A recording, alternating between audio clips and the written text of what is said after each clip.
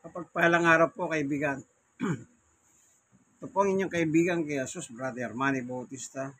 Ikaw ay alone.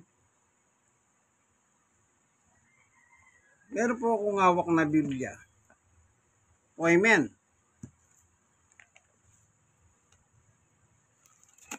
Meron po nakasulat dito. Sige, bago tayo papalahot,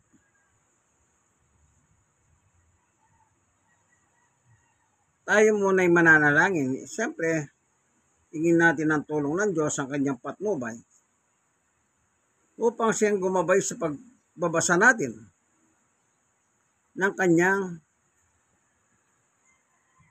sulat sa Biblia. O amen. Ang Biblia ng mga pastor. Panginoon Diyos sa aming Ama, minsan pa, samahan mo po kami sa pag-aaral ng mabuting balita o ebanghelyo, the good news, good tidings. Salamat po upang kami makinabang ng gusto. Ganon din yung mga nakikinig na nanonood ng aking munting video. Salamat po sa ngalan ni Jesus. Amen. Ngayon po ang bansang Pilipinas sa akin nilulukuban ng kadiliman. Bakit ko po nasabing nilulukuban ng kadiliman? Ang kadiliman sa Biblia po ay simbolo ni Satanas. Kasi ang Panginoong Yesus ay liwanag. Kung may liwanag, may kadiliman. Kung may Satanas, meron namang Yesus.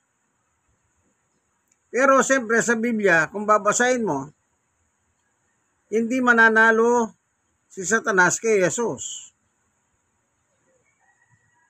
Unang-una, si Satanas nilikha ng Diyos sa pamamagitan ng ating Panginoong Yesus.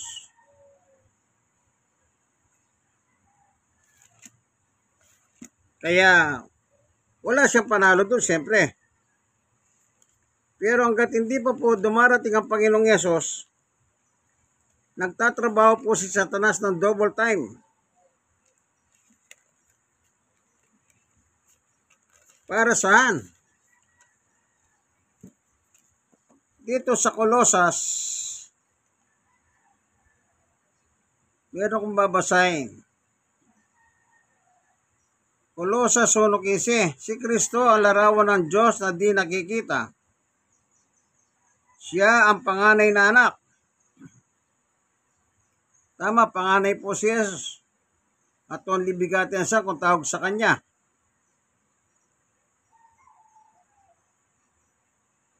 At pangunahin sa lahat ng nilikha. 16.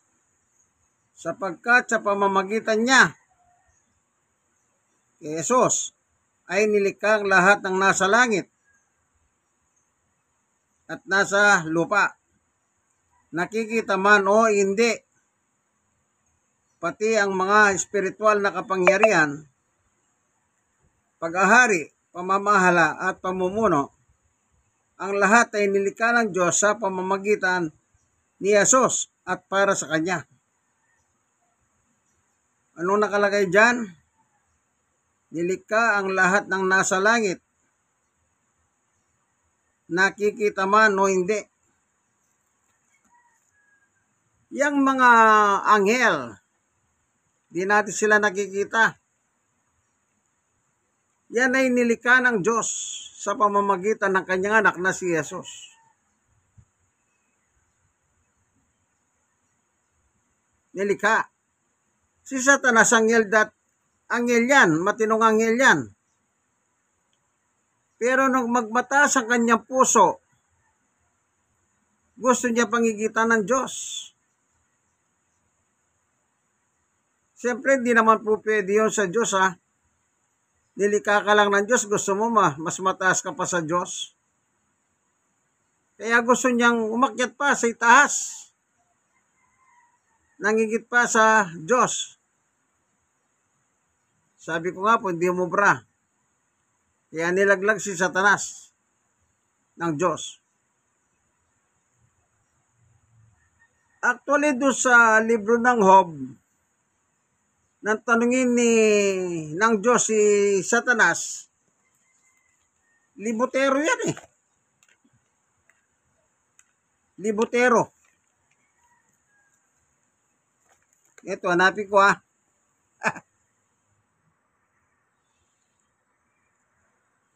Dito sa libro ng Job, sa 6, tinanong ni Yahweh si Satanas, ano ba pinagkakahabalan mo ngayon? Ito yung sagot ni Satanas, nagpapabalik-balik ako sa lahat ng sulok ng daigdig. Sagot ni Satanas. Di ba libutero?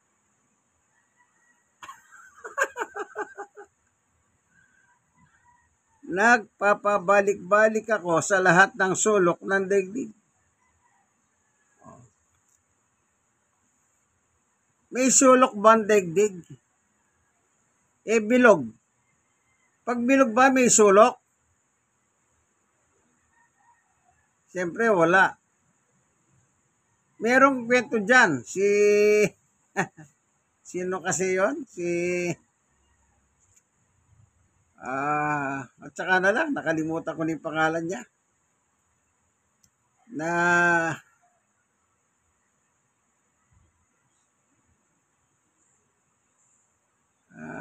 Tsaka na lang, nakalimutan ko talaga. May kwento kasi dyan eh. Ayan. Ito na naman sa verse 2. Yung binasa ko po sa Job 1:6. Dito naman sa chapter 2. Verse 1. Muling umarap kay Yahweh ang mga anak ng Diyos at naroon din si Satanas. Yung anak ng Diyos dito, yung mga hangyal po, no? Tinanong ni Yahweh si Satanas, ang tagapagparatang. Grabe. Sumbungero, tagapagparatang, masamang ugali ito eh. Saan ka nang galing? Sumagot si Satanas, nagpapabalik-balik at naglilibot sa buhong daigdig. Yan. Yung palang sinabi niyang dito sa verse 6, nagpabalik-balik ako sa lahat ng sulok ng daigdig. Yung palang ibig sabihin, nagpapabalik-balik at naglilibot ako sa buhong daigdig. Yan. Dito iba na. Naglilibot. Saan daw? Sa buhong daigdig. Itong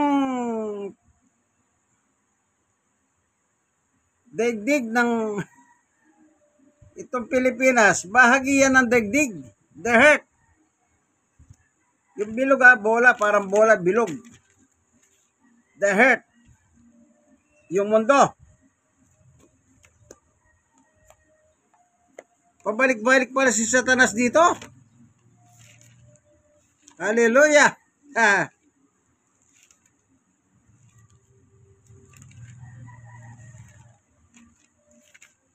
Tignan naman natin itong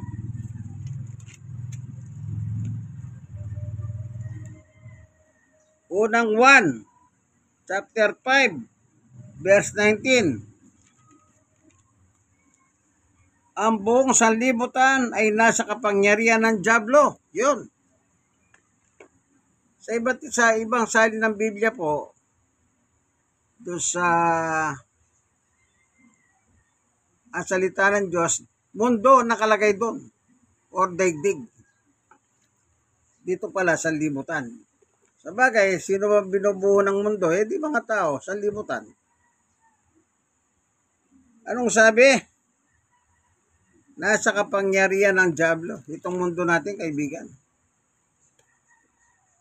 At anong ginagawa niya? Anong ginagawa niya? sa digdig.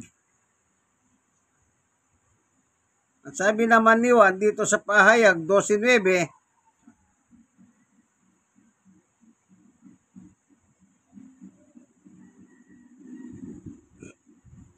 na nandaraya sa buhong sanlibutan.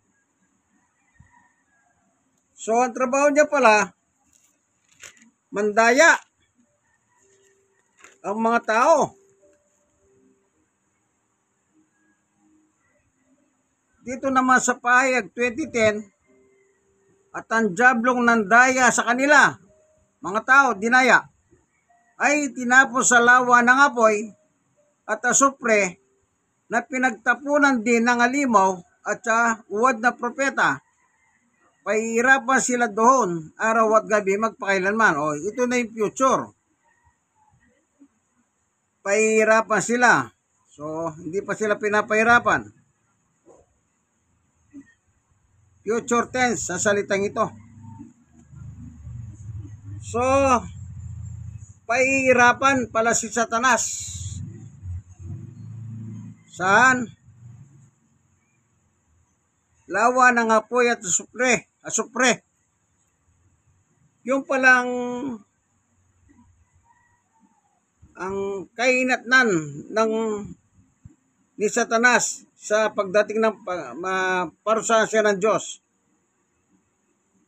Naalala ko si JB, nagsalita sa Senado tungkol sa flood control. Kasi si PBBM, meron na siyang unang sinabi about flood control nung zona niya. Kasi marami daw pong kontraktor na karamihan puro flood control. Pero nitong nakaraan, dahil sunod-sunod ang bagyo, halos lumubog po ang buong Pilipinas. Kaya sabi, nasaan ang flood control? Kaya ngayon po, meron nagbubulgar. Si Senator Ping Lacson at saka yung mayor ng Baguio, si Benjamin Magalong, tungkol sa korupsyon ng mga mambabatas. Ngayon, meron din po ako napanood sa balita, sabi ni Joel Villanueva ng anak ni Brother Hedy Villanueva ng Jesus is Lord Church. Sabi ni Tess Daman, si Joel, wala siyang alam ng mga senador na involved sa ganyan.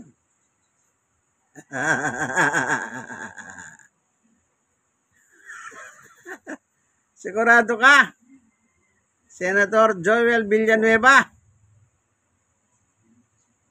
So, miyembro po siya ng 18 na tinawag ni Father Flavie Villanueva na mga hudas. At sabi niya, mga hudas ay balasubas, ang sabi ni Father Flavie Villanueva. Hindi ko lang alam kung kamag-anak niya ito, kung ano. Pareho po sila ng apelyido. Ito nakakaraan. Aro! Meron palang private contractor. Ang dami niyang kontrata pala sa gobyerno. At isa sa top contributor ni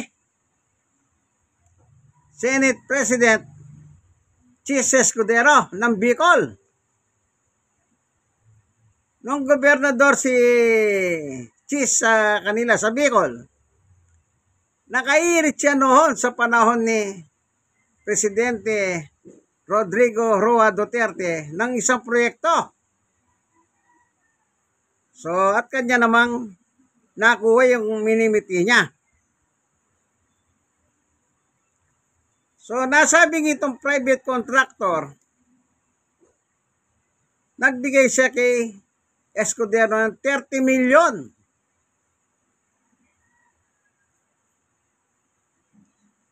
Ayun, nagpuputak si Chis Escudero. Sabi niya, demolition job daw sa kanya yon.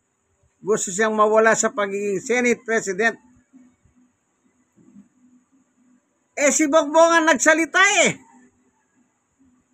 Isa yung private contractor na yon na nagbigay ng 30 million kay Chis Escudero na binanggit ni PBBM.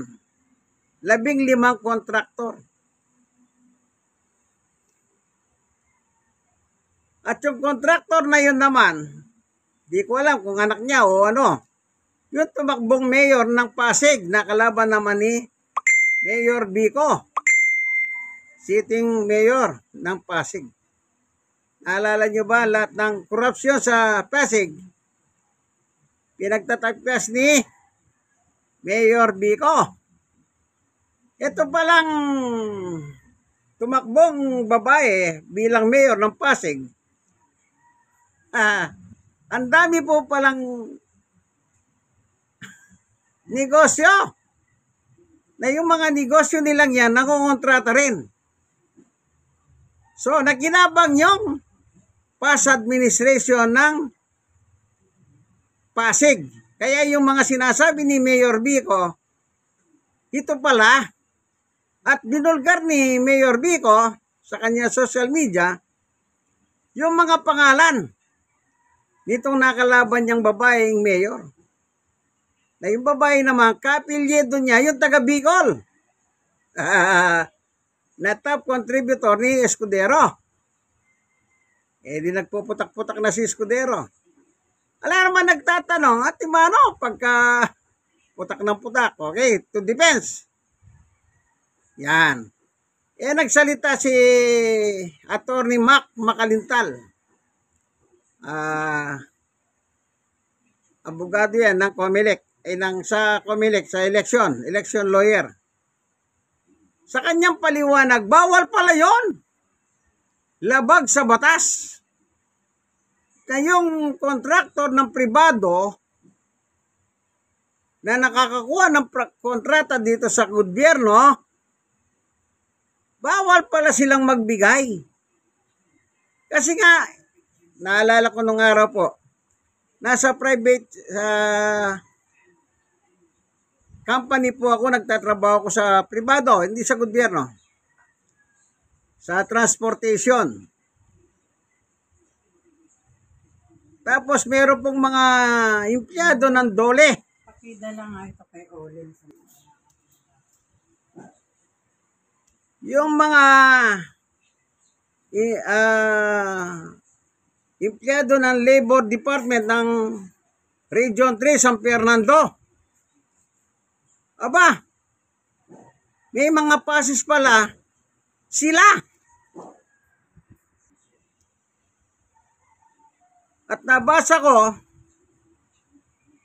bawal pala sila makinabang sa private sector kasi nasa gobyerno sila. Kaya pagka nag-complain ka sa labor, yan. Kasi nga, yung empleyado ng labor may passes at yung mga pamilya niya may passes. Nakakasakay sila ng bus na walang bayad. At saka yun, napuntahan namin labor group nung araw para tulungan kami. Aba, meron din palang passes sa transportation. Patay ka ako. Hindi ka pa rin pagtatanggol ng mga ito kako kasi di passes sila. So, tama si Mac Makalintal, attorney po yan, ng lawyer ng Comelec. Basta yung mga tumatakbo sa nagiging attorney nila yan, si Attorney Mac. Siya nagbulgar. Kaya ngayon, pinutakti na kayo si Escudero ng mga vloggers. Ayan. Talagang magaling po ang Diyos eh. Lahat ng kanyang ginawa laban sa impeachment ni Sara, pagtanggol ng pagtanggol hanggang sa hindi nalitis. Yan, may parahan pala ang Diyos. Kaya sabi niya, paninira. Distraction daw sa kanya yan. Kanya lang, hindi niya pinapangalanan ang naninira sa kanya. Pero kung titignan mo, meron siyang tinutumbok. Pero hindi rin natin pwedeng ulan. Baka sabihin niya, wala naman akong sinabi, ba't alam mong ganyan? Ayan. Ang alam ko, yan, napanood ko sa TV, si PBBM. Isa yung binanggit niya na construction, nangukontrata ng mga flood control. Itong nakaraan, harap, puro baha po ang Bicol. Ayan, pinakita rin nila sa TV ng mga vloggers. Pinakita yung baha. Isipin niya, binigyan siya ng 30 million at tumani siya, tumubo siya. Bakit siya tumubo? Bilyon ang nakuha niyang kontrata sa gobyerno. Kita niyo po? Yan, napapanood po sa YouTube yan ng mga vloggers. Sa mga vloggers galing yan. Kaya sabi ko, wala na. Isa sa mga dinaya ni Satanas, si SP Chis Escudero ng Bicol. Yan. Ha. Sikat na sikat ka ngayon, Chis. Very popular ka. Kanya lang, sama-sama mong gawain. Kaya kung sinabing masama, isipin niya, imbis na talakay yung impeachment, pinabagal, nagsinungaling pa ng nagsinungaling. Sa ganitong araw, ganitong petsa, ay hindi pala, sa ganito na naman, ganito. Ay, ganito na naman. Pabago-bago ang petsa niya. Yan. Magaling talaga ang Diyos, ano? Kaya matakot kayo sa Diyos. Okay. Panguli. Ang sabi pa ng Biblia, ito po, may babasahin ako. Ang sabi ng mangangaral sa 12:13, sa kabila ng lahat ng ito, isa lamang ang aking masasabi, matakot ka sa Diyos at sundin mo ang kanyang mga utos, sapagkat itong katungkulan ng tao. 14, lahat ng gawin natin ay agman o lihim, mabuti man o masama, ay pagsusulit natin sa Diyos. Yun po, yun ang nakalagay. Binasa ko lang. So, may pagsusulitan po pala tayo ang Diyos. Kaya napakabuti ng Diyos, ano? Sabi nga nila kay Digo, ay, nakarma na. Nakakulong sa dahig. Ay, nakarma na. Si Apollo Carion Kibuloy, nakakulong na rin. Barkadang dikit po yan Kibuloy at saka Duterte. Ayan. Si Chis, ano naman ang sabi nila? Ayan na. Ayan na. Okay, napapanood lang po yan sa television, ano? Sa YouTube at saka sa iba't ibang balita, ano po? Kaya ngayon, siya naman ngayon ang nagkukumahog sa kakapaliwanag. Pero the truth is, sabi nga ni Mac, bawal yan. Ang alin? Yung 30 million. Okay, hanggang dito na lamang po ang ating munting video. Sana meron kayo natutunan. Like and share. Share and share. Share nyo po sa iba. Kayo na sharean, mag-share kayo sa iba. Nawadat na kayo ng video ito. Nasa maayos na kalagayan. Thank you for watching. Inyong kaibigan kay Jesus, Brother Manny Bautista. God bless us all. Bye-bye.